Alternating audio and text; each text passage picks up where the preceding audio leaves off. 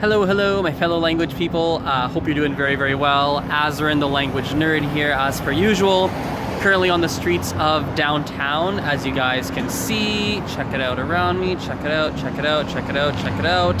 I wanted to make a quick little video while I'm downtown here to talk about, I guess you could say, the two different categories of skills, or the two different categories of skills that exist when you're learning really any foreign language. So the first category we have is what I like to call the hard skills, or the intellectual skills. What I mean by that is these are things like training your mouth to be able to pronounce the sounds of a foreign language. These are things like training your ears to be able to hear the difference between this sound and that sound, right? This is the things like learning the grammar. How do the grammar rules work? This is the things like, etc. Remembering vocabulary, memorizing vocabulary, using vocabulary naturally. A lot of these, I call them like intellectual skills because they are skills that are specific to language learning. They're language learning related skills, and there are processes, whatever the word is. There's various things you can do and strategies you can follow that will help you to essentially improve upon and build upon and eventually, hopefully, master or get a good grip on these skills. There's different processes you can follow, right?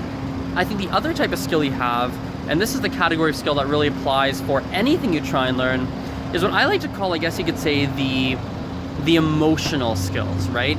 This is things like, how do you not get frustrated? How do you not beat yourself up?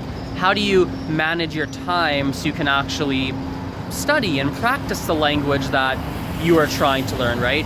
How do you make sure you don't feel self-conscious? How do you get through that, right? How do you defeat that voice in your head that says, oh, you'll never get there, you're not good enough at this, right? So I think there's two different categories. And the thing that fascinates me is to see who struggles more with which category, right? Some people struggle more with the emotional side, right? The side of getting frustrated, right? Getting discouraged, feeling upset, right? Feeling self-conscious, feeling too nervous to actually speak to native speakers, right? Being afraid of being judged, a lot of those things. While other people, maybe they don't struggle too much with the emotional side, but they really fundamentally can't figure out a lot of the linguistical elements, some of the pronunciation things, hearing the difference between this sound and that sound.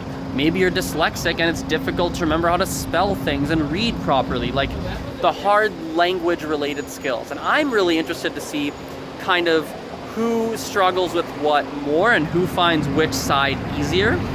Because it's interesting, whenever you find any videos online, any podcasts, blog posts, anything where there's advice being given about language learning, usually, if not always, the advice is helping you in one of the two categories, right? And I just think it's interesting, right? I think it's something that you need to figure out which category you struggle with more, so you can kind of see what category you need to be seeking more advice in.